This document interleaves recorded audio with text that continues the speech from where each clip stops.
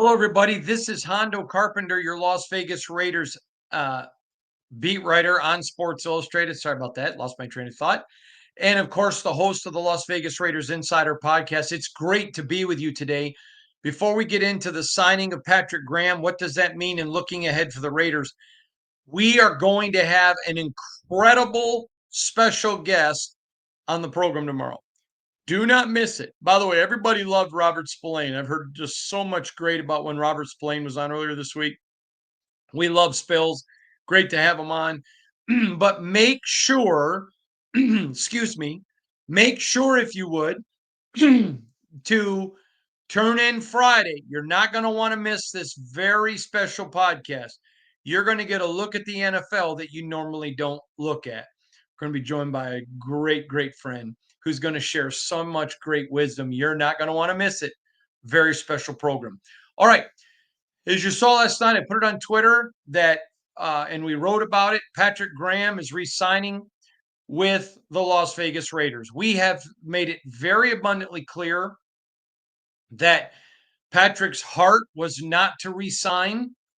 And I told you all if he left, I would tell you why. So he's still here. I'm not going to tell you, but when he does, I'll eventually tell you the story. But Pete Carroll did an incredible job convincing Patrick Graham to stay. Now, it wasn't like there had to be a sales job because Patrick hates the Raiders or hates the Raider fans or hates Pete Carroll. That none of that's the case. And one day when I can tell the story, you'll understand why. And for those that are wondering why I can't tell the story now, it's the same reason I waited to tell the Devontae story till he left.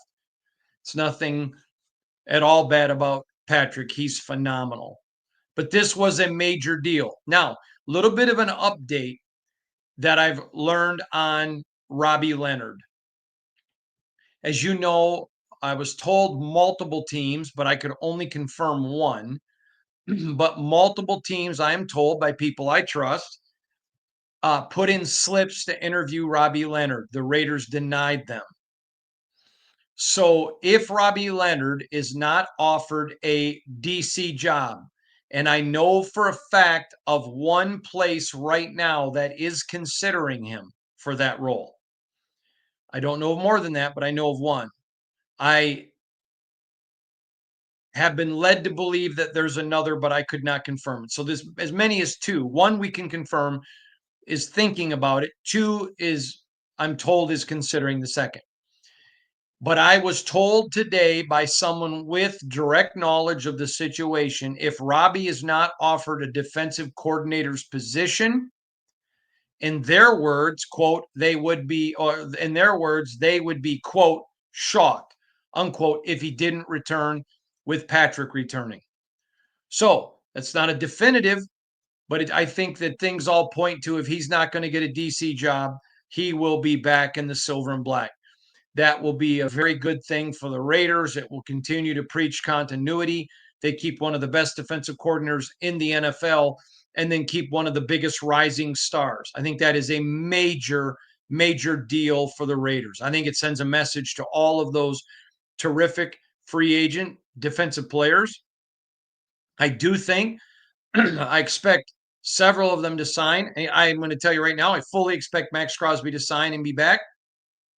If I'm a Raider fan, I'm not even remotely even worried about that. I would expect that Robert Spillane will be back. I think there's a very good chance that an Adam Butler would return, or maybe even a Trayvon Merrick. I think as I move down the list a little bit, there's a little bit bigger chance, but I know what Adam Butler has thought about in that locker room and by this staff. And I would be shocked if that, not shocked, but I'd be certainly surprised if Adam Butler does not return. He's a terrific football player. And again, Trayvon Merrick, I know that there's concern. Everybody likes Nate Hobbs personally, but there is concern about what's the cost going to be to re-sign him with the fact that there's health issues every year. And I understand there's nothing that Nate can do about it. He's not a wimp. He's not faking them. And everybody loves him. And when he's on the field, he's great. But when you got a guy you're not going to get 17 games out of, you then, so I'm going to make a figure up. Let's say you're going to pay a guy $17 million a year. but he averages missing 4. Okay, then you're going to have to offer him a $13 million deal because that's what you're going to get. Well, if somebody else comes along and is willing to gamble and give him 17, okay, it's the same way with the Raiders. They thought they had a number that was going to get him Josh Jacobs. I thought the number was high, very high. I thought it was too high. And they thought at that number they had a deal with JJ. It did not work out. He went to Green Bay. Now, guess what? This year in Green Bay, healthy. We've seen that one other time in his career. And you remember when that was, when he was in a contract situation. So you roll those dice. And I think with Nate, it's a dice throw, not because anyone questions his character, not because anyone questions his toughness. It's just literally about staying healthy. And there's that. A lot of other places to look at, a lot of other issues. There are free agents that want to come play with Pete Carroll. There are free agents that want to come play on this defense. And what's going on, and as I shared this to you the other day, the Raiders have staff out at all the postseason bowl evaluation games. They are in there working on the Raiders' current roster and assembling a coaching staff. That is what they're doing. And they are doing it at breakneck speed. And as I told you a few days ago, I know that Pete Carroll was talking to Patrick Graham. And I think there's something here that we need to take away from this. And I think it's super, super important. What's happening is that Pete Carroll was known among college football as probably the best recruiter when he was at SC. Probably the best recruiter in America. Now, I know a lot of people questioned SC's recruiting, but I didn't. I just don't. I mean, how do you not recruit to Southern California to an 18-year-old kid? And Pete is very warm, and he's just a great recruiter. And I said to you, for anyone that's concerned about his age, we're going to find out if he's lost any touch by the keeping of Patrick Graham. And I think now everybody knows. And I think Patrick is glad to be here. He's all in. And it's a great, great day for the Raiders. I think you get a huge upgrade at coach, a massive upgrade. And then you keep an elite defensive coordinator with a strong possibility you're going to keep one of the best defensive coaches in the game, one of the best young, and quite frankly, one of the best, period, in Robbie Leonard. So this is a good day for the Raiders. You should all be absolutely thrilled. Now, again, so they're out looking at all the combines and seeing at the combine, but the Senior Bowl and the Shrine Game, whatever. They're doing all of that. And SpyTech is spending a ton of time looking at the Raiders roster, evaluating the roster. Trust me when I say, without getting too much information, that didn't start when he put pen to paper to take the job. He had already given some advanced scouting to the Raiders. So it wasn't like he's starting out of nowhere. Plus, the Raiders had already played Tampa Bay this year. So he had a preliminary scouting, not on all, but a lot of guys.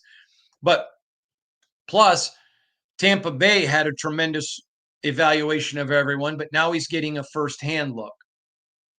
And he's so that he can say, hey, here's a defensive lineman we need to sign, or here's this guy that we need to sign, whatever.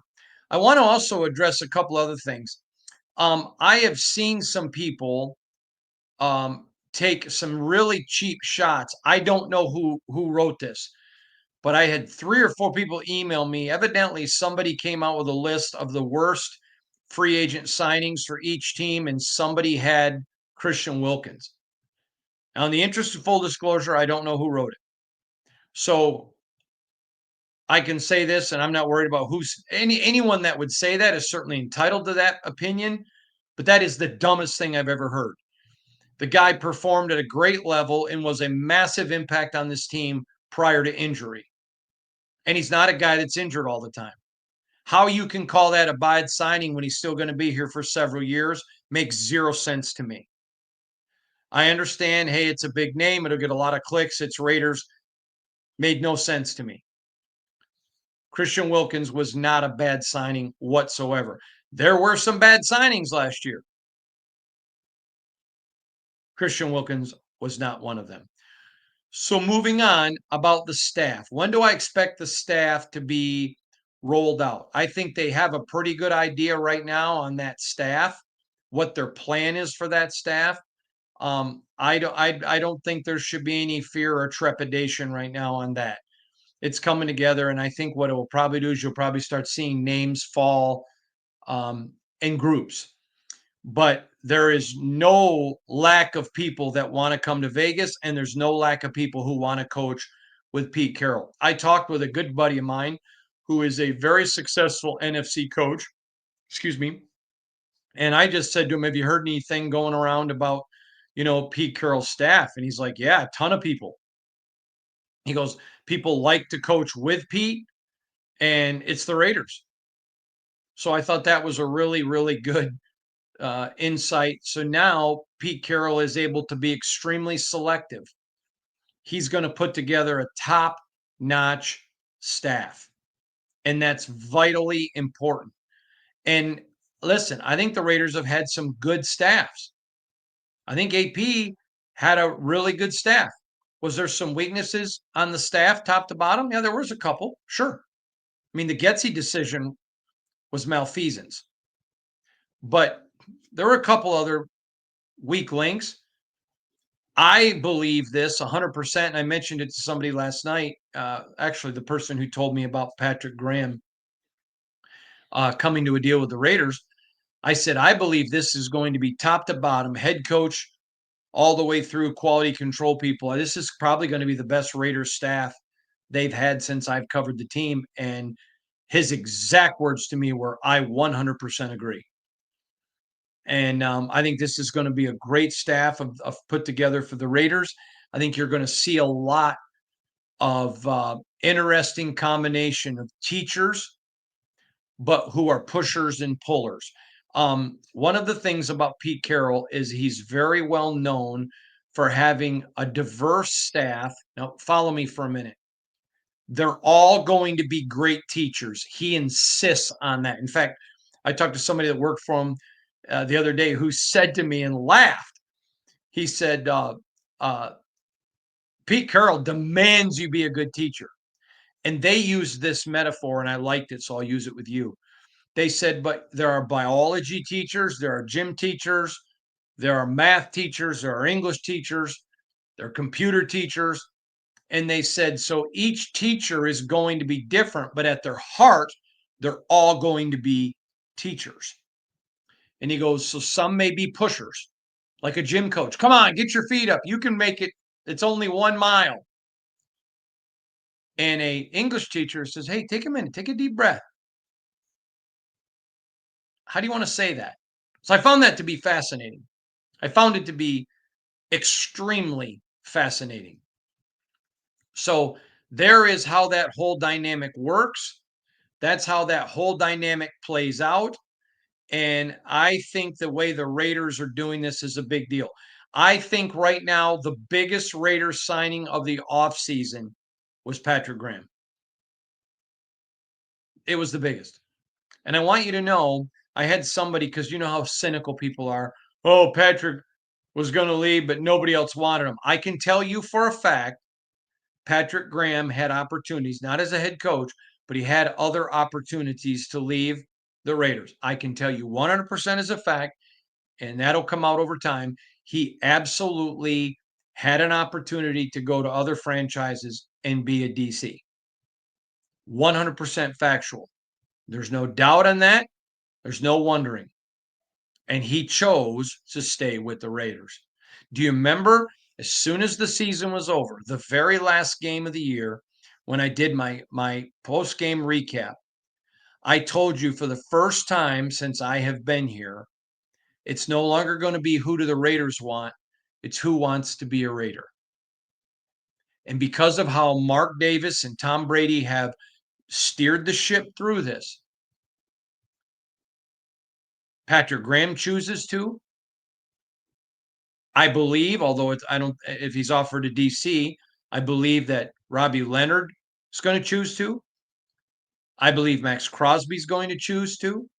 I believe Robert Spillane, if the Raiders are fair, and Adam Butler, if the Raiders are fair, are going to all choose to. I don't think with Spillane or Butler or Max, the secret to getting them is paying them the most money. These are guys that want to win. Doesn't mean they don't want to get paid. Doesn't mean they don't want to make money. I mean, who are we kidding? But they're going to be looking for who wants me and who's committed to winning championships. And you cannot put words into how big this was for Pete Carroll. He literally just sent, and let me just go back and say it this way. In the Chargers headquarters, Broncos headquarters, and in the Chiefs headquarters, there's a lot of people disappointed that Patrick Graham stayed. Remember, Patrick Graham kept the Raiders in a lot of games they should not have been in because of his defense. That was a big deal. And I think this is going to spell into what I believe is going to be the most successful offseason since I've covered the Raiders. Now, I want to address that last point, then I'm going to let you go. The Raiders have to start winning regular season games and not off season. I want to make sure everyone understands I am emphatically clear about that, and I understand it. I understand it. But you can't win a Super Bowl in the offseason, but you can lose one. And what that means is your preparation in the offseason can prepare you to give you an opportunity. Bobby Knight said this one time and to me, and I'll never forget it. He said, it's not the will to win. Nobody wants to lose. He said, it's the will to prepare to win.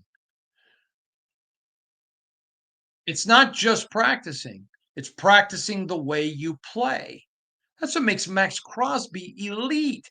It's what makes Robert Spillane elite. You heard me tell Robert the story the other day in our interview when I first met him with PJ Fleck. And Fleck said to me, that's the kind of guy you hide behind glass and say, do not open till game day. He just plays at such a high level that he just plays at such a high level. You absolutely have to, be careful because other guys don't, and it'll hurt somebody in practice. And what has Pete Carroll made the point clear? Hey, we love you. We want good guys, but you better be ready to compete. You're in the weight room in March, and some guy beats you on the bench. Oh, I'm throw some more on there. I'm going to beat him. You want that competitiveness. You want guys to fight over who's going to be first to practice, who's going to watch the most film. All of that. You got to breed competition. I'm told, and I have to ask Pete Carroll about this, but I am told by someone that's been a part of one of his programs that he'll do stuff during training camp, like take the guys swimming or take them to go do something that you think is a break. And this guy once said to Pete, he goes, man, you always talk about competing and working hard. Why'd you stop? And Pete said, look in the pool. The guy said, yeah. He goes, what are they doing? They're swimming. He goes, are they? Goes, well, they're playing volleyball. He goes, yeah. They're competing. Their bodies needed a break. I could tell they were working hard. So they think they're here playing in the pool. I've got them even when they're resting, competing. I can't wait to ask Pete about that. When I heard that story, it sounds like him, and I got to ask him about it. I can't wait to talk to him about it. But my point that I'm making to you is they're going to compete at everything. Just win, baby, is not just a mantra. It is not just a fantasy. It is not just a label. It is not just a saying. It is back and back in style. Pete Carroll just made a huge statement to the NFL. Who cares if I'm 73 and I've been out of football for a year? We just got Patrick Graham back. I'm probably keeping Robbie Leonard. My big time free agents bought into this because they see now where we're going. I heard someone say this last night on television. I don't remember who, but they talked about, I'm not impressed with what the Raiders did. They don't have a quarterback and they got a bridge coach. No, they have a Hall of Fame coach who's a proven ability to find a quarterback. Maybe they don't have one. Maybe they're going to go get one. But guess what? Who cares? It's Pete's job, and he has a proven track record. The other night, my wife and I went out to a very, very nice restaurant. I didn't walk into the restaurant thinking, I wonder if the chef has all the ingredients to make a good meal. No, he's a famous chef. It's an expensive restaurant. I didn't remotely think about it. Why? Because he's had this restaurant a long time. It's got great reviews. He has a proven track record of making great meals every day. I've eaten there before. I'm not even worried about it. Why? Because it's his job to worry about it. How many of you this morning got up, walked over to the light switch and said, I wonder if I flip it up if it's going to come on? No. Why? Because you trust it. You flipped it and you just went on. Stay with me.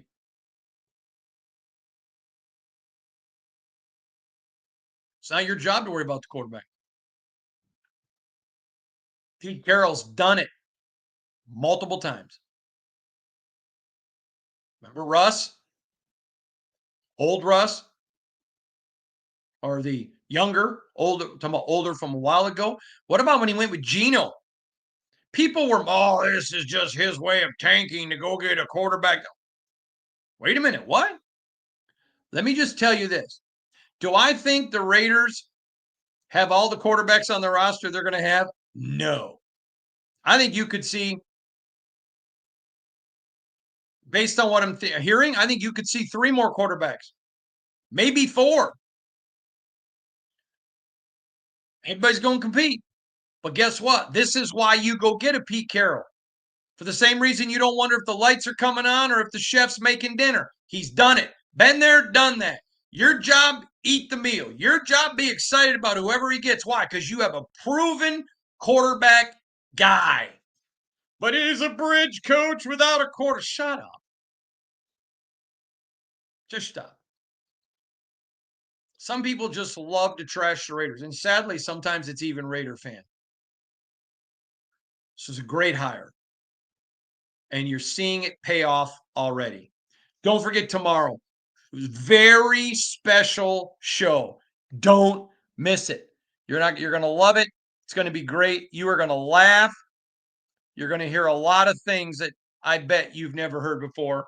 Excited about it. Going to be a great weekend. Then I head off to NOLA for a week at the Super Bowl. Of course, I'll be doing my podcast from there. We'll see you again tomorrow with a very special show. God bless you, everybody.